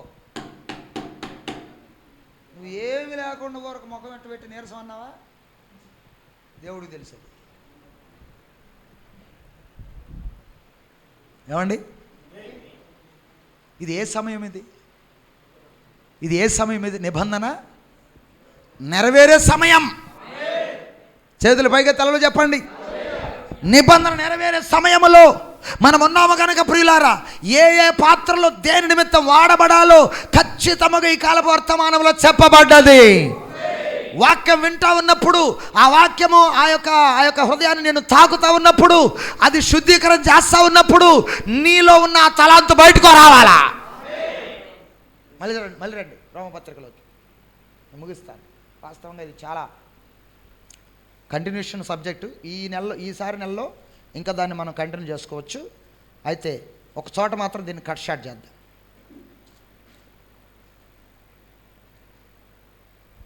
12వ అధ్యాయము, రోమపత్రిక 12వ అధ్యాయము 3వ వచనం. మళ్ళీ తన్ను తాను ఎంచుకొన తగిన దానికంటే ఎక్కువగా ఎంచుకొనక దేవుడు ఒక్కొక్కనికి విభజించి ఇచ్చిన విశ్వాస పరిమాణ ప్రకారము తగిన రీతిగా తన్ను ఎంచుకొనవలనని నాకు అనుగ్రహింపబడిన కృపను బట్టి మీలోనున్న ప్రతి వానితోనూ చెప్పుచున్నాను. స్తోత్ర కలుగును గాక. జాగ్రత్తగా చూస్తున్నారా, అర్థం చేసుకుంటున్నారా? చాలా జాగ్రత్తగా విందాం. ఒక్కొక్కటికి ఇవ్వబడినటువంటి కృప పరిమాణం చెప్పగద ఇందాక. రకరకాల పాత్రలు, రకరకాల పరిమాణములు. చిన్న గిన్నెలు ఉన్నాయి, చిన్న మూతలు ఉన్నాయి, పెద్ద గిన్నెలు ఉన్నాయి, పెద్ద గ్లాసులు ఉన్నాయి. హల్లెలూయా. అయితే అవన్నీ అక్కడ యజమాని ఇంట్లోనే, గొప్ప ఇంట్లోనే, బయట కాదు. దేవుడు నీకు ఒక తలాంతు ఇస్తున్నాడంటే లోకములో నువ్వు ఆ తలాంతును ఉపయోగించుకొని డబ్బు సంపాదించుకొని బాగా 4 రాళ్ళు వెనకేసుకోవడానికి కాదు. దేవుడు నీకు ఒక తలాంతు ఇస్తున్నాడంటే ఆయన పనిలో ఉపయోగపడటానికి. గుర్తుపెట్టుకో, ఇది గట్టి గుర్తుపెట్టుకోండి అన్న. దేవుడు నీకు తలాంతు ఇచ్చాడు, దేవుడు ఏదో నాకు తలాంతు ఇచ్చాడు సార్, గట్టి మంచి తలాంతు, ఇల్లు కట్టే తలాంతు, కాబట్టి బిల్డింగ్లు ఒప్పుకొని తగ్గాడుతున్నా. ఎందుకు ఇచ్చాడు తెలుసా? ఇల్లు కట్టే తలాంతు మందిరపు పనిలో ఉపయోగపడాలి నువ్వు. దీని తర్వాత బయటది. దేని తర్వాత? మందిరం పని తర్వాత బయటది. మందిరంలో ఏం పని లేదనుకో, హల్లెలూయా, మందిరం కట్టే కన్స్ట్రక్షన్ ఏమి లేదనుకో, అప్పుడు బయటకు ఉపయోగపడు. దేవునికి మహిమ కలుగును గాక. దేవుడు నీకు ఎందుకు ఆ తలాంతు ఇచ్చాడు? దేవుడు నీకు ఎందుకు ఆ తలాంతు ఇచ్చాడు? దేవుని పనిలో నువ్వు ఎక్కడో చోట ఆ నిర్మాణ పనిలో ఉపయోగపడాలని ఆ జ్ఞానం నీకు ఇచ్చాడు దేవుడు. స్తోత్రం చెప్పండి గట్టిగా. మీకు తెలుసా పాత నిబంధనలో వాళ్ళు ప్రత్యక్ష గుడారంలో కావాల్సినటువంటి వస్తువులు, ఆ తర్వాత సొలొమోను మందిరాన్ని కట్టిన తర్వాత, యెరూషలేమును నిర్మించిన తర్వాత, వింటున్నారండి, ఆ లోపల తయారు చేయటానికి కావలసిన వస్తువులు, వాటన్నిటికీ కూడా ఆ వస్తువులు తయారు చేయటానికి కావలసిన జ్ఞానమంతా దేవుడు ఒక్కొక్కళ్ళకి ఒక్కొక్క తలాంతును ఇచ్చాడు. స్తోత్ర కలుగును గాక.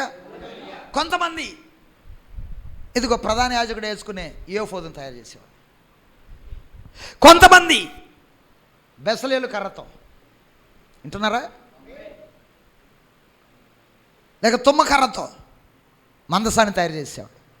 కొంతమంది దాని మీద బంగారు పూత పూసి డిజైన్ చేసేవాడు.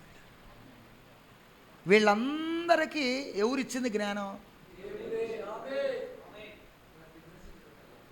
చెప్పండి చెప్పండి, గట్టిగా చెప్పాలా. వీళ్ళందరికీ ఎవరిచ్చారు? ఎక్కడ పని చేయటానికి జ్ఞానం ఇచ్చింది ఆయనైనా? దేవుని పనిలో ఉండటానికి ఆయనైనా జ్ఞానం ఇచ్చింది. ఇప్పుడు వాళ్ళకి ఇవ్వబడినటువంటి ఆ తలాంతు చొప్పున వాళ్ళు వచ్చి దేవుని పనిలో పాలు పంపులు పొందాలి. దేవుడు ఇవ్వకుండా ఆ జ్ఞానం నీకు ఎక్కడి నుంచి వచ్చింది చెప్పు. ప్రవక్త అంటాడు, దేవుడు నీకు ఏదన్నా ఒక వస్తువు ఇచ్చినా అది ఎక్కువగా దేవుని పని కోసం ఉపయోగపడాలి. దేవుడు నీకేందో ఏదన్నా ఒక కృప వరం ఇస్తే అది దేవుని కోసం ఉపయోగపడాలా. చేతుల పైగా తల్లు చెప్పట్లా, అదిగో చెబుతుంది అదే. నేను చెప్పా కదా స్టార్టింగ్లోనే, నేను చెప్పను. వాడు అక్కడే కూర్చొని ఉన్నాడు. ఎక్కడ?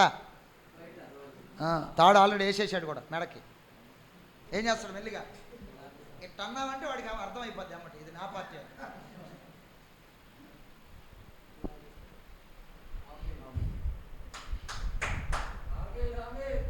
చేతులు పైకి తల్లో చెప్పాలి. గమనిస్తున్నారా? ఒక్కొక్కరికి ఒక్కొక్క తలాంతు, దేవుడిచ్చిన తలాంతు. సో ఇప్పుడు చూడండి, జస్ట్ కొన్ని రాస్తాను. ఫస్ట్ ఒకడికి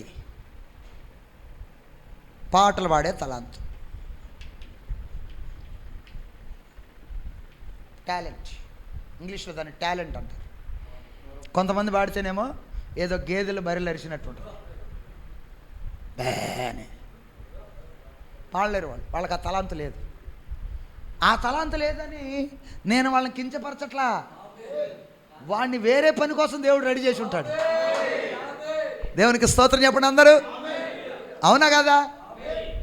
గాడిద పని గాడిదే, గుర్రం పని గుర్రందే. చేతులు ఎత్తి అల్లలో చెప్పండి. ఎద్దు పని ఎద్దుదే, అవునా కదా? అన్ని రకరకాలైనటువంటి పనులు ఎలాగైతే సృష్టిలో వాటి విధానాన్ని బట్టి దేవుడు వాటికి పెట్టేశాడో, ఆయన ఇంట్లో కూడా మనందరికీ దేవుడు ఏం చేస్తాడంటే, అందరికి ఒకే పని అప్పచెప్పలా. శరీరం అంతా ఒకే పని కాదు. కుడి చేతికి ఒక పని ఉంది, ఎడం చేతికి ఒక పని, నోటికి ఒక పని ఉంది. ఆమెనంటారా? రెండు కాళ్ళకి ఒక పని ఉంది. ఏళ్ళకి కొన్ని పనులు ఉన్నాయి. ఈ ఏళ్ళకి ఏమేమి పనులు ఉన్నాయి తెలుసా? వీటిని ఏమని పిలుస్తారో తెలుసా? ఇది తంబు. తంబు అంటే ఏంది? బొటన వేలు. ఇది చూపుడు వేలు. ఇది మధ్య వేలు. ఇది ఉంగరం పెట్టుకునే వేలు. ఇది చిటికెన వేలు. వీటన్నిటినీ పట్టి ఉంచేది బొటన వేలు. స్తోత్రం చెప్తారా? ఇప్పుడు వీటిల్లో ఏది లేకపోయినా అంగవైకల్యం. ఈరోజు సంఘాలు ఎదగకపోవటానికి గల కారణం ఏంటంటే, హల్లెలూయా, ఇదిగో కృపావరాలు ఇవ్వబడినా వాటిని గుర్తించలేనటువంటి వాళ్ళు చాలామంది సోమరిపోతుల్లాగా కూర్చుంటున్నారు. అందుకే సంఘాలు ఎదగట్లా. ఒప్పుకుంటారా? అందుకే నా సబ్జెక్ట్ ఏంది? ఆత్మలో తీవ్రత కలిగి ప్రభువుని సేవించుట. అదేనా తీసుకుంది నేను ఫస్ట్లో. ఇప్పుడు ఏం చేద్దాం మరి? సోమరితనాన్ని తీసేసుకుందామా? అందరము వాళ్ళకి ఇవ్వబడినటువంటి తలాంతును ఉపయోగించుకుందామా? చేతుల పైగా తలలో చెప్పండి. ఆ తర్వాత నెక్స్ట్ పాట పాడే తలాంతు ఒకళ్ళకు ఉండొచ్చు. తర్వాత రెండవది ఉపదేశించే తలాంతు ఒకళ్ళకు ఉండొచ్చు. ఉపదేశించే తలాంతు. తర్వాత మూడవదిగా పరిచర్య చేసే తలాంతు.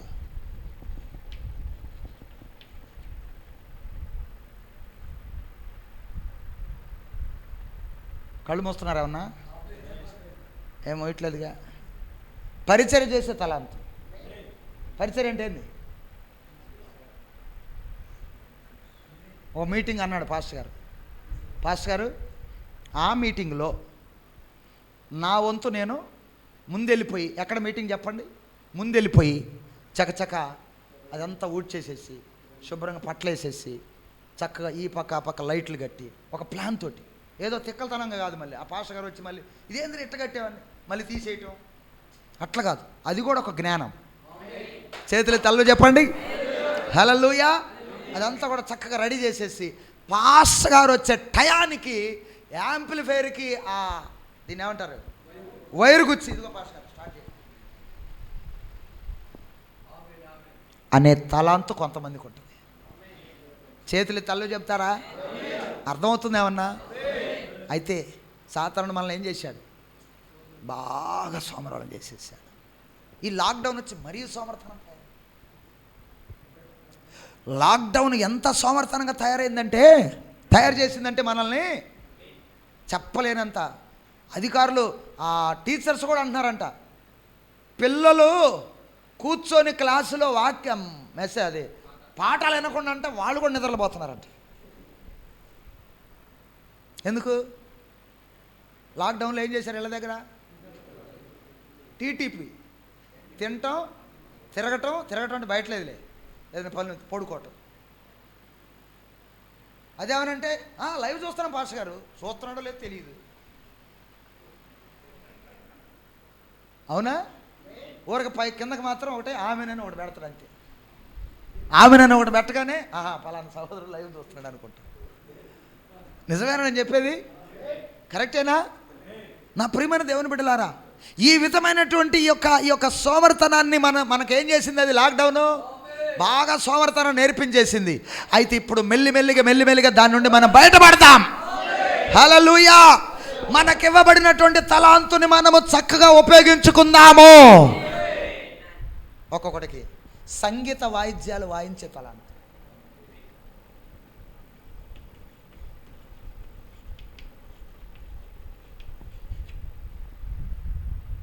ఇందాక పిల్లలను చూసి నేను అదే అనుకుంటున్నా, దేవుడు వాళ్ళకి ఆ తలాంతు ఇచ్చాడు.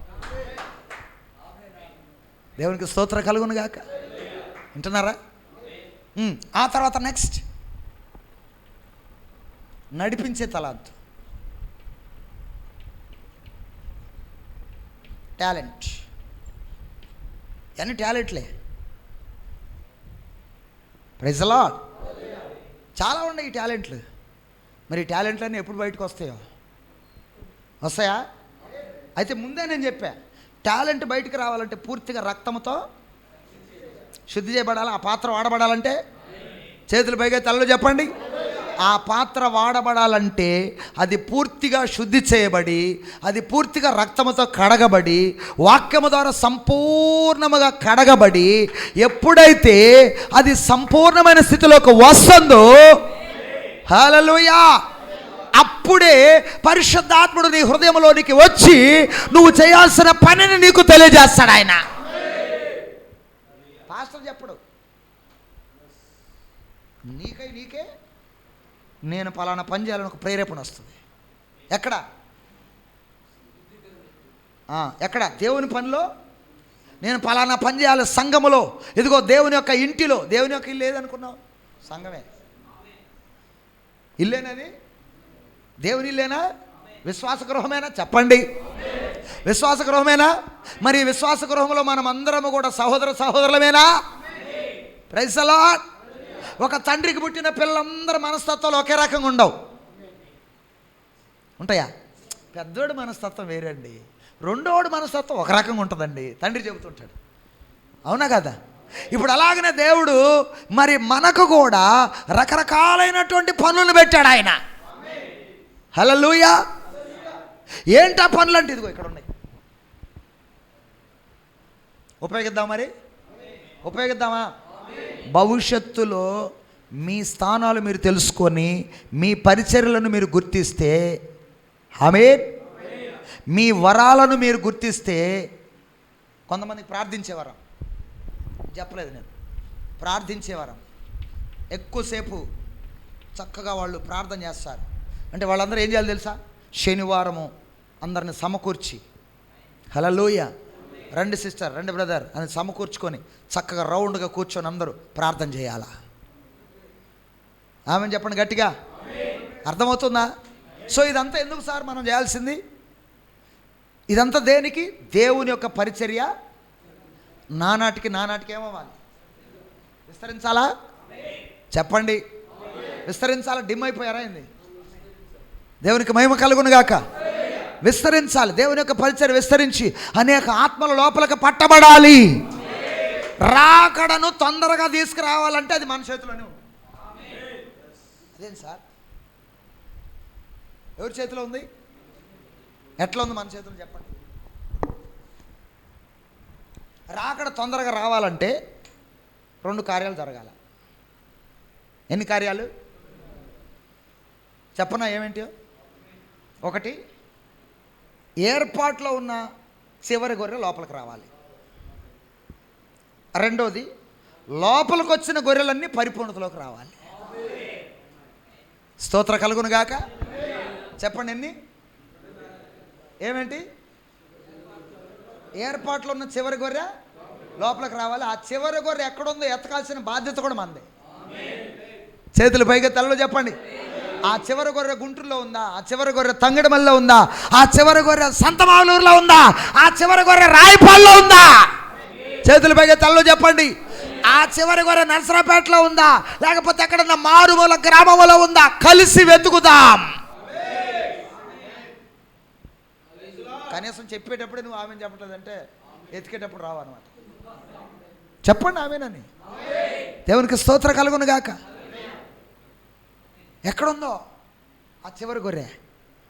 నువ్వెందుకు చివరి గొర్రెని తీసుకురావాలా? నువ్వెందుకు చివరి గొర్రెని తీసుకురావాలి? త్వరలో తలుపులు మూసివేయబడి మనకు దేవుడు కేటాయించబడిన ఆ రాజ్యములోకి మనం వెళ్ళిపోవాలి. ఎంతకాలం ఉంటాం ఈ భూమి మీద? ఇంకా కొంతమందికి ఇక్కడే ఉండాలనిపిస్తుంది. ఇంకా మంచి ఇల్లు కట్టుకొని హ్యాపీగా ఉండాలని అనిపిస్తుంది. ఎవరికన్నా అనిపిస్తుందా? హోమ్ సిక్తో ఉన్నారు ఎవరన్నా? ఇంటికి వెళ్ళిపోవాలని బెంగతో ఎంతమంది ఉన్నారు?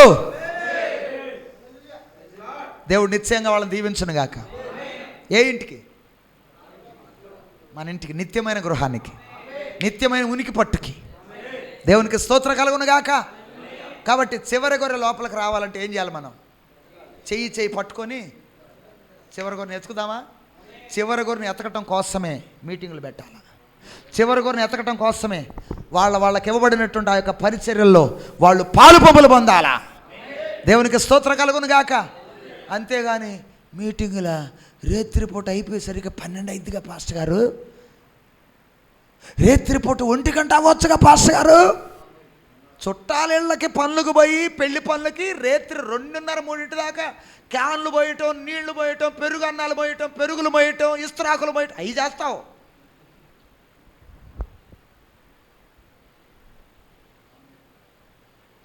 కళ్ళు బెక్కపోయేటట్టు రాత్రంతా పెళ్లి పనులు చేస్తావు. ఏడక రాగానే 1 గంట ఎక్స్ట్రా అయిందంటే ఇటు చూస్తారు. ఇక ఎందుకే పాస్టర్ గారు నేను రానంది పెందలాడు ముగిస్తే సరి. ఇక ఉరిని చూస్తారు. ఇక సూపుతోనే కాలిపోతాడు ఇక పాస్టర్ గారు. ఏమండి? చుట్టాలు ఇళ్ళకి పోయి రాత్రి అంతా ప్రేపాలను ఏం చేస్తారు? ముచ్చట్లాడుకుంటా. బామ్మడితో లేకపోతే తమ్ముడు లేకపోతే అన్నయ్య అనుకుంటా ఆ ముచ్చట్లాడు ఈ ముచ్చట్లాడుకుంటా. ఆడవాళ్ళు అయితే లోపల ఉల్లిపాయలు కోసుకుంటా.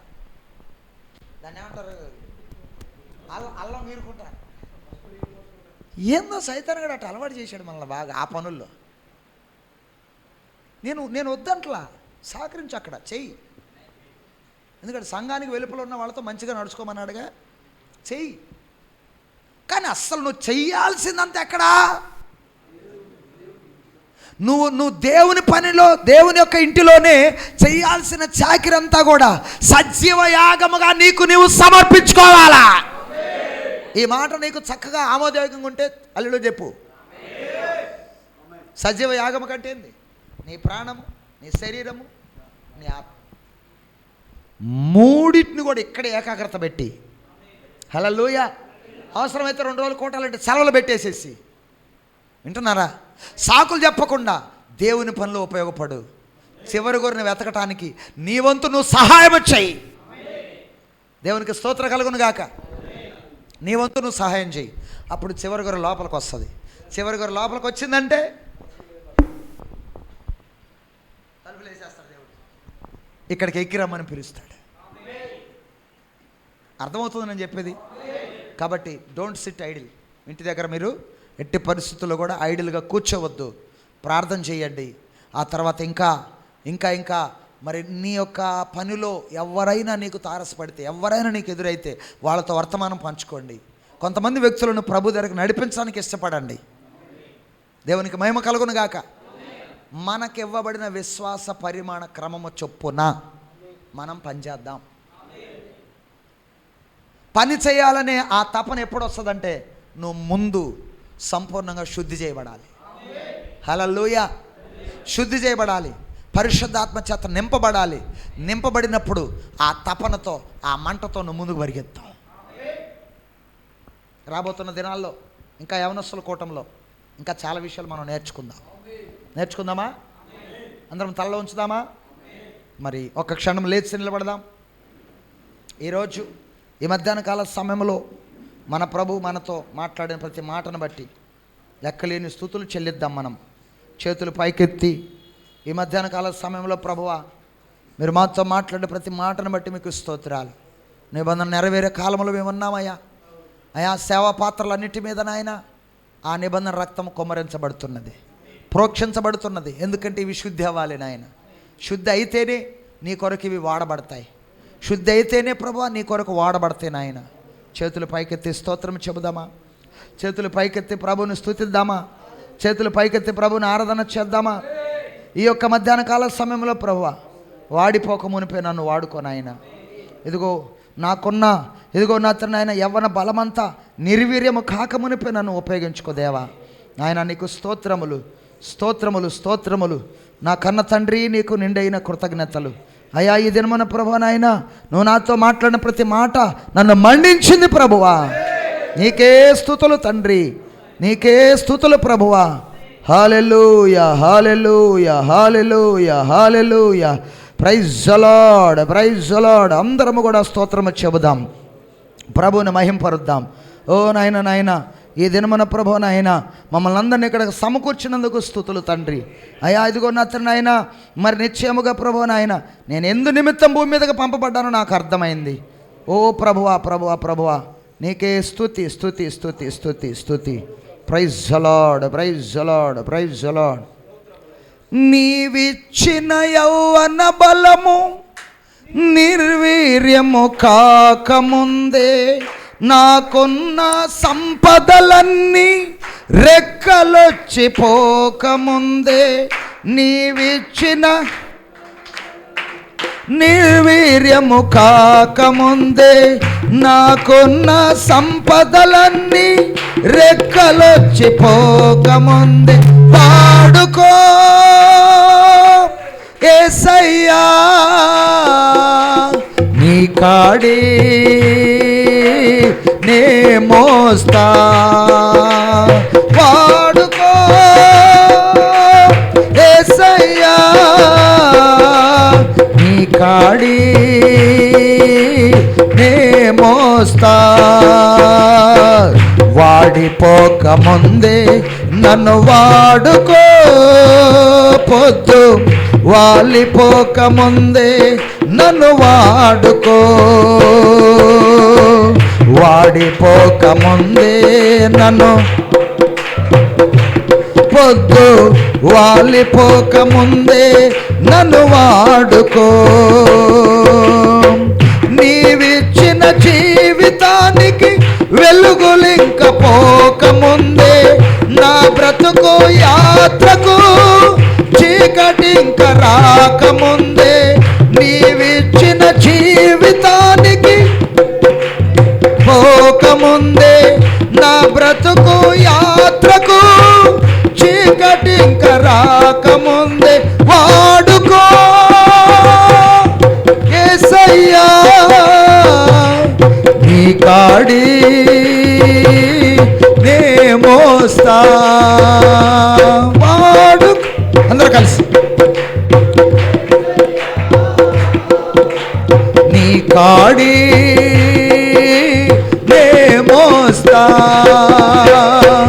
వాడిపోక ముందే నన్ను వాడుకో పొద్దు వాలిపోక ముందే నన్ను వాడుకో. హల్లెలూయా.